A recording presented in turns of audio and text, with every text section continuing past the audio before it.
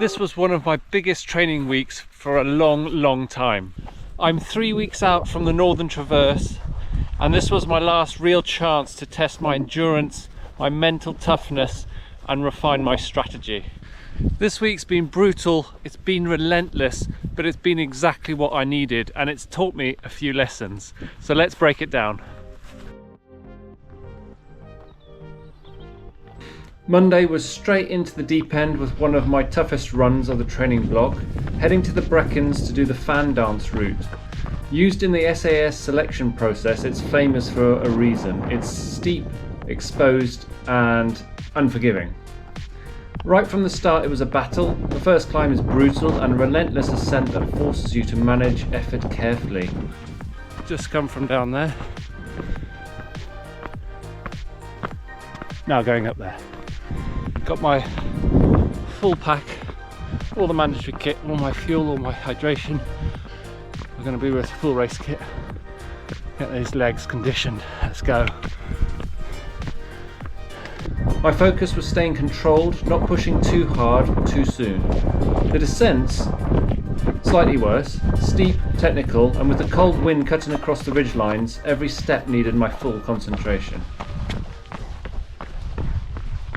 This wasn't about speed, it was about efficiency, keeping my heart rate steady, fueling well and getting comfortable with discomfort.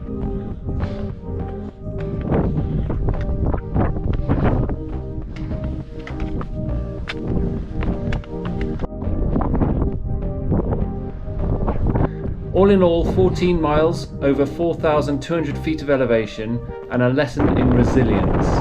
The perfect way to kick off peak week.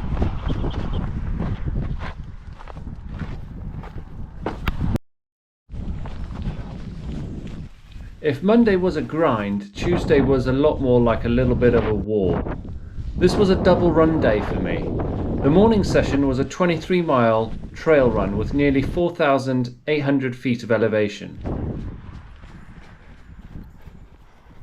Pushing beyond my typical long run distance while staying consistent over some seriously rough terrain.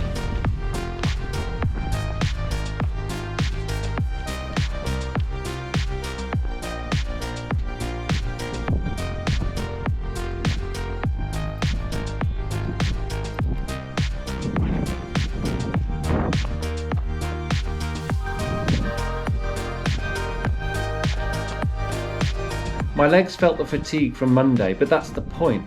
The Northern Traverse isn't about fresh legs, it's about running well when you're already deep into exhaustion.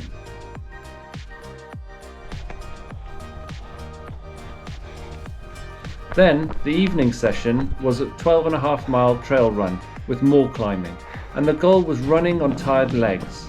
At this point, it's all about controlling effort, keeping the mind locked in and staying relaxed when everything in me wants to stop. This is where endurance is built, not in the easy miles, but in the moments when you're questioning why you're even doing this, and I was.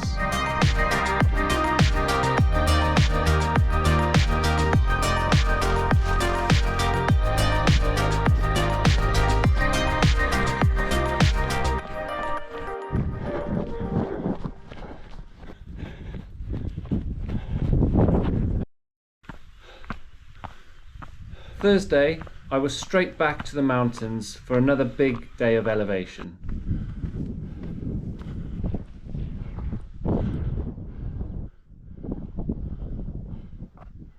Back in the Brecon Beacons, and this time looking to do the Table Mountain Loop.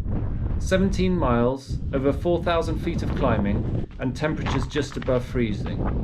The wind was brutal, especially on the outward journey. Every time I stopped, the cold cut straight through me, so I had no choice but to keep moving. This route was all about pacing, keeping things steady, making smart effort choices, and not letting fatigue from earlier in the week take over.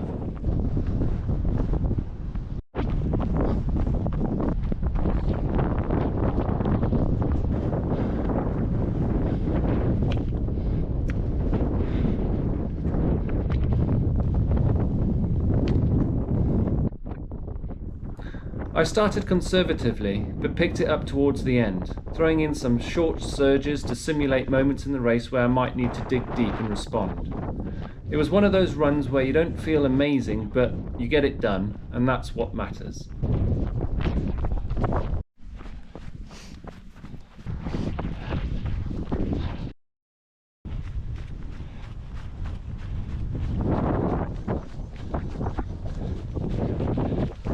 Friday was a tough battle. I headed over to the Malverns to do the complete ridgeline. This ridgeline is no joke. It's nearly 20 miles and over 6,800 feet of elevation, and on legs that were absolutely wrecked from this week.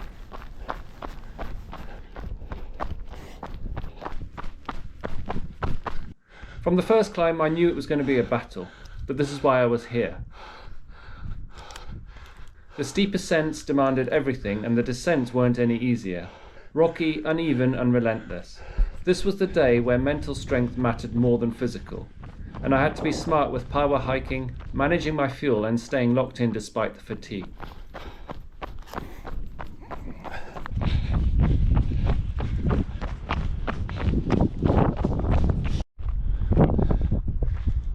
There were moments when I genuinely thought, is this just too much? But this is why I train like this. If I can push through now, race day should feel slightly easier.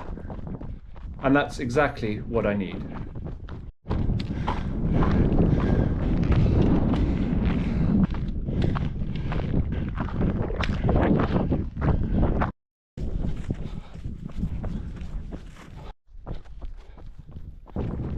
After a week of grinding climbs and elevation, Saturday was about turning the legs over, shaking off the fatigue and running with a bit more pace.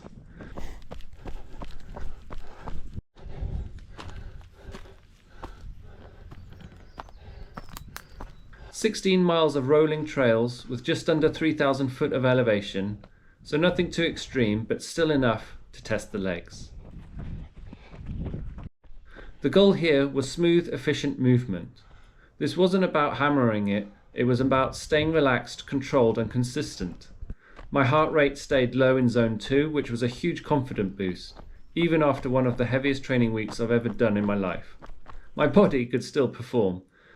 This tells me I'm absorbing the training well, and that's exactly what I need heading into these final weeks. That is peak week done. From me, over and out. I'm off for a beer. And that's 6 days of peak training done. 102 miles, just under 25,000 feet of elevation. Spending nearly 20.5 hours on my feet, and one of my biggest training blocks for a long time. So what did I learn? Fatigue is a beast, but it's manageable with the right fueling, pacing and mindset. I learned power hiking is crucial. It's not just about running strong, it's knowing when to conserve energy and when to move smartly. The mind is a great tool. If you can stay mentally locked in, you can get through almost anything. This week wasn't about perfection, it was about preparation. I didn't run every climb and I didn't hit the perfect pace. But I showed up when I didn't want to, got the work done, and I came out stronger. So these final 3 weeks are about fine-tuning the race plan, keeping the body fresh, and making sure that I'm totally ready to get it done on race day. If you've enjoyed this video, or been following my journey, or this training series, hit the like button, subscribe if you're not already, and come along for the final 3 weeks in my journey to running my longest distance ever. It's going to be worth it. I'm looking forward to it. Let's get it done.